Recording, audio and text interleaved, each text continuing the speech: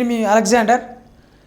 నిన్న హైకోర్టులో ఏదైతే కేసులు పడి ఉన్నాయో మరి ఆ కేసుల తాలూకు జడ్జిమెంట్ ఏమొచ్చింది, మరి హైకోర్టు ఏం చెప్తా ఉన్నది టీజీపీఎస్కి, గ్రూప్ 1 అభ్యర్థులకి న్యాయం చేస్తుందా లేదు అనంటే తెలంగాణ ప్రభుత్వము కాంగ్రెస్ ప్రభుత్వానికి టీజీపీఎస్ చైర్మన్ ఎవరైతే ఉన్నారో మరి వాళ్ళకు అనుకూలంగానే వాదనలు ఉన్నాయా అనేది కూడా మనం చూద్దాం. అసలు కోర్టు ఏం చెప్తుందో ఆ చదివే ప్రయత్నం చేద్దాం. గ్రూప్ 1లో రిజర్వేషన్లపై వివరణ ఇవ్వండి, జీవో 29 పై టీజీపీఎస్సికి హైకోర్టు నోటీసులు, తదుపరి విచారణ సెప్టెంబర్ 27కు వాయిదా. అయితే మనం కేవలం టైటిల్ చదివినాం. దీంట్లో సెప్టెంబర్ 27కి నిన్న వేసిన కేసు వాయిదా పడి ఉన్నది. మరి ఎందుకు? గతంలో 2 కేసులు కూడా అంటే 28వ తారీఖు కేసు 27కే వచ్చింది, అంతకంటే ముందు కేసు కూడా సెప్టెంబర్ 27కే, ఇప్పుడు 30 రోజు కూడా ఆ కేసును కూడా సెప్టెంబర్ 27 నాటికే వాయిదా వేసిర్రు. అంటే ఈ గ్రూప్ 1 అంశంలో ఈ సర్వీస్ మ్యాటర్స్ అన్నీ సెప్టెంబర్ 27 నాడు పూర్తిగా జడ్జిమెంట్ ఇవ్వడానికే కోర్టు జస్టిస్ పుల్లా కార్తిక్ గారు మరి అనుకూలంగా ఈ కేసు మీద ఒకే రోజు అన్ని సర్వీస్ మ్యాటర్స్ అన్ని మాట్లాడదామనే ఉద్దేశంతో చెప్పు ఉన్నారు కావచ్చు. ఇకపోతే సాక్షి దినపత్రికలో హైదరాబాద్ గ్రూప్ 1 ఉద్యోగాల భర్తీలో రిజర్వేషన్ల అమలు తీరుపై వివరణ ఇవ్వాలని తెలంగాణ రాష్ట్ర పబ్లిక్ సర్వీస్ కమిషన్ టీజీపీఎస్సిని హైకోర్టు ఆదేశించింది. తదుపరి విచారణలోగా కౌంటర్ దాఖలు చేయాలంటూ విచారణని సెప్టెంబర్ 27కు వాయిదా వేసింది. గ్రూప్ 1 ఉద్యోగాల భర్తీలో భాగంగా నిర్వహించే మెయిన్స్ పరీక్షలకి అర్హుల ఎంపికల విషయంలో మార్పులు చేయాలని టీజీపీఎస్సి కార్యదర్శి నుంచి గత ఫిబ్రవరి 2వ తారీఖు 6వ తేదీల్లో ప్రభుత్వానికి ప్రతిపాదనలో వెళ్ళాయి. ఆ ప్రతిపాదనలో భాగంగా గతంలోని జీవో 55లోని ఫేరా బిలో సవరణలు చేయాలని కోరుతూ ఆ ప్రతిపాదనలు పంపగా వీటికి ప్రభుత్వం అనుమతించింది. ఈ మేరకు సిఎస్ శాంతికుమారి గారు జీవో 29ను ఫిబ్రవరి 8న జారీ చేశారు. ఈ జీవో చట్ట విరుద్ధమని సుప్రీంకోర్టు తీర్పు ఉల్లంఘన కిందికే వస్తుందంటూ సికింద్రాబాద్కు చెందిన హనుమాన్తో పాటు మరో 3 హైకోర్టులో పిటిషన్ దాఖలు చేశారు. రూల్ ఆఫ్ రిజర్వేషన్ని కేటగిరీల వారీగా, ఈ రూల్ ఆఫ్ రిజర్వేషన్ కేటగిరీల వారీగా అంటే బీసీలకి 27%, ఎస్సీలకి 15%, ఎస్టీలకి ఇప్పుడు గతంలో అయితే సుమారు 6 నుండి 7% ఉంటుండే, కేంద్రంలో అయితే 7% ఉంటుంది. ఇప్పుడు రాష్ట్రానికి మరి అది 10%కి పెంచినామని చెప్పారు. అదేవిధంగా ముస్లింలకు సంబంధించింది వికలాంగులకి 2% కోట, ఈ మహిళలకు సంబంధించిన రిజర్వేషన్ కోట, ఇవన్నీ రూల్ ఆఫ్ రిజర్వేషన్ కేటగిరీల వారీగా 1:50 నిష్పత్తి అమలు చేసేలా సర్కార్ ఆదేశాలు జారీ చేయాలని కోరారు. ఈ 1:50 అనేది 563 పోస్టులకు గాను 1:50 సుమారు 28,000 మందికి తీసుకోగా దీంట్లో షార్ట్ ఫాల్ సిస్టమ్ను పెట్టి షార్ట్ ఫాల్ సిస్టమ్ ద్వారా ఎవరైతే అభ్యర్థులు ఆయా వర్గాలకి ఆయా కులాల వారీగా అభ్యర్థులు ఒకవేళ తగ్గినట్లయితే ఆ ఎంపిక చేసిన దాంట్లో 1:50 ఎంపిక చేసిన దాంట్లో ఒకవేళ అభ్యర్థులు తగ్గితే వాళ్ళని షార్ట్ ఫాల్ సిస్టమ్ ద్వారా కొంతమంది తీసుకునే ప్రయత్నం చేసిర్రు. దాంట్లో భాగంగానే మరి ఒక 3,000 మందిని చిల్లరగా తీసుకునే ప్రయత్నం చేసిర్రు. మరి ఆ మొత్తంగా 3,000 అంటే 31,383 మంది అంటే 3,000 మందిని ఎక్స్ట్రా తీసుకుంటే ఆ ఎక్స్ట్రా తీసుకున్న తాలూకు ఈ 28,000 కలిపితే అంత కలపగా 31,383 మంది ఈ 1:50 రేషియో ప్రకారం తీసుకున్నారని చెప్తా ఉన్నారు.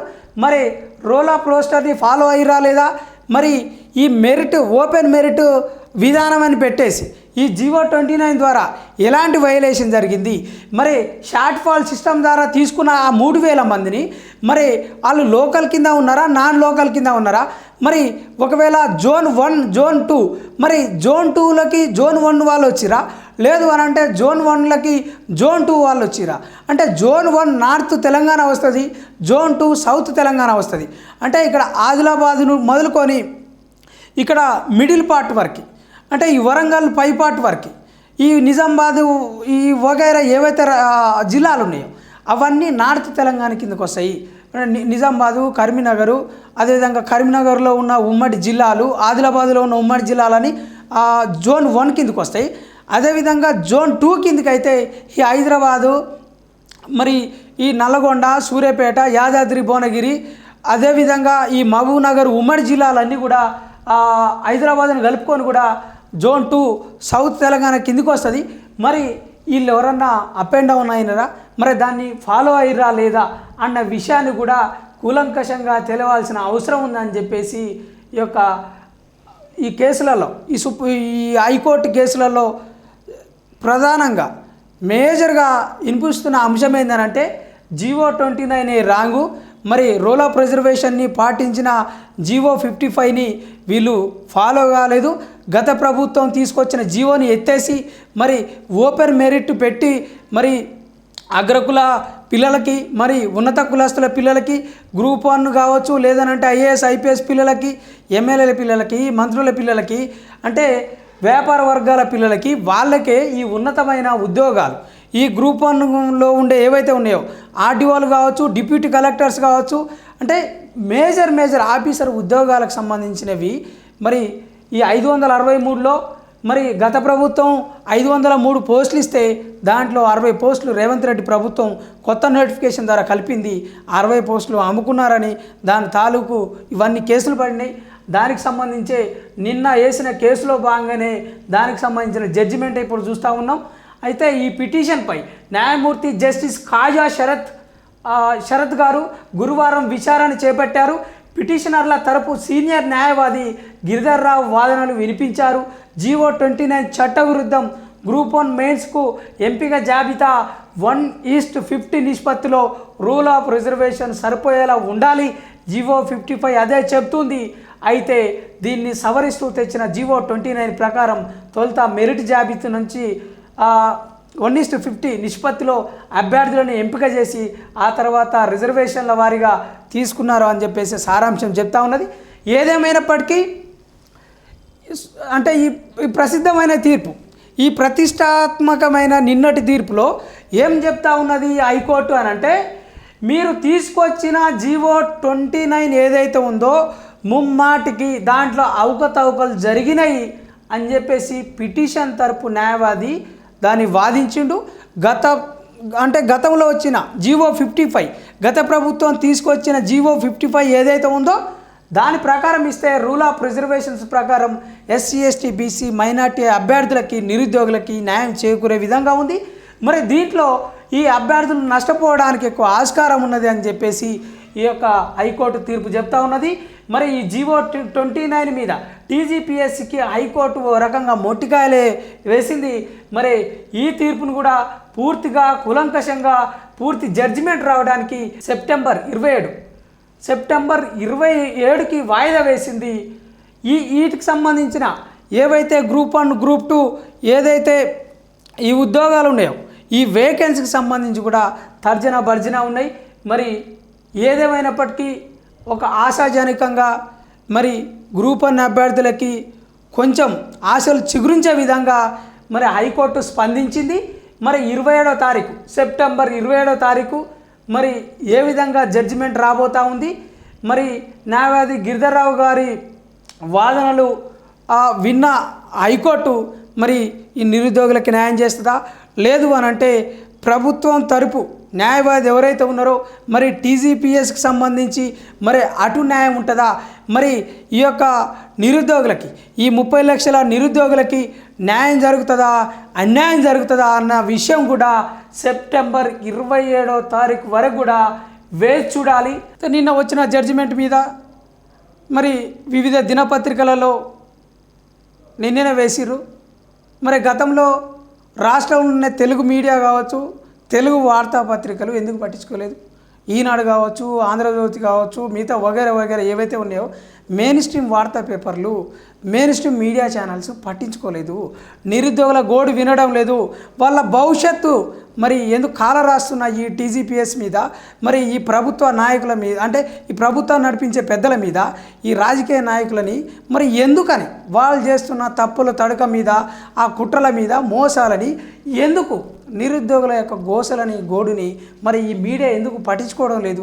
మరి నిన్న జడ్జిమెంట్ రావడంతో ఉటిన అన్ని పేపర్లలో వేసారు. దాంట్లో కొన్ని క్లిప్లను చూసే ప్రయత్నం చేద్దాం.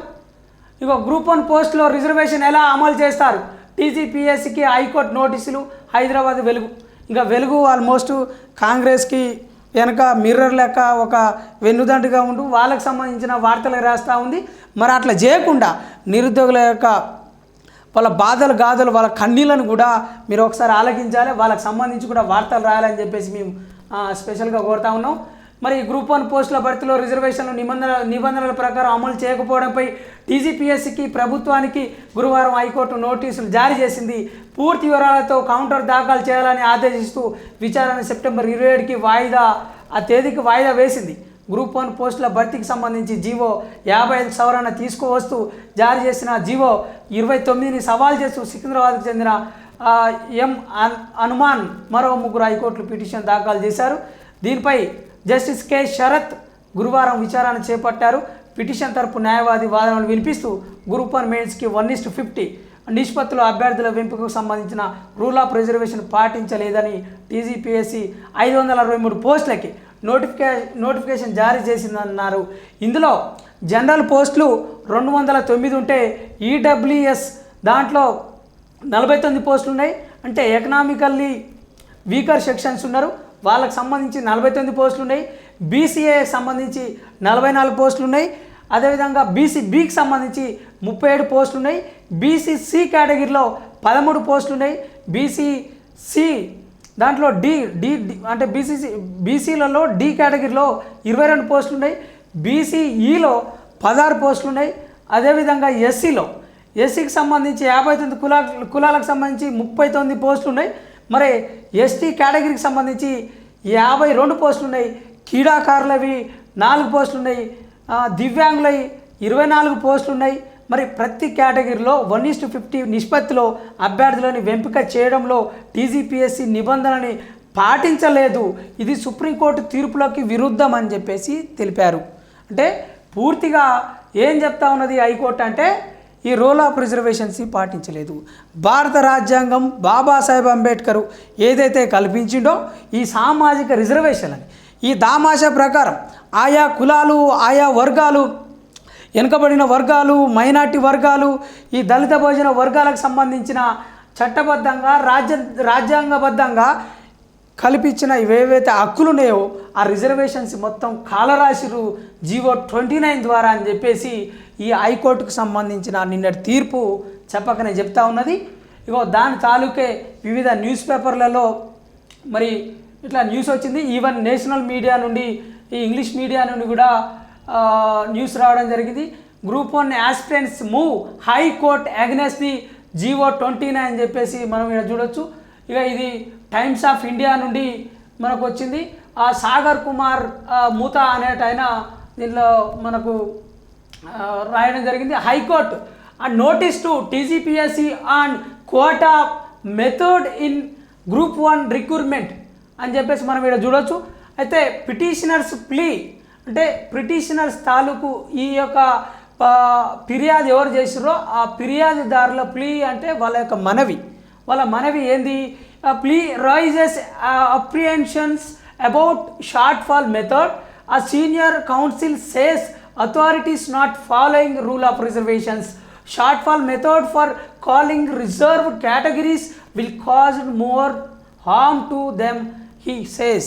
అంటే ఇప్పుడు ఏం చెప్తున్నది హైకోర్టు అంటే వీళ్ళకి సంబంధించి రూల్ ఆఫ్ రిజర్వేషన్స్ పాటించలేదు, ముమ్మాటికి వాళ్ళకి అన్యాయం జరుగుతూ ఉన్నది అని చెప్పేసి కూడా టైమ్స్ ఆఫ్ ఇండియాలో మరి రాయడం జరిగింది.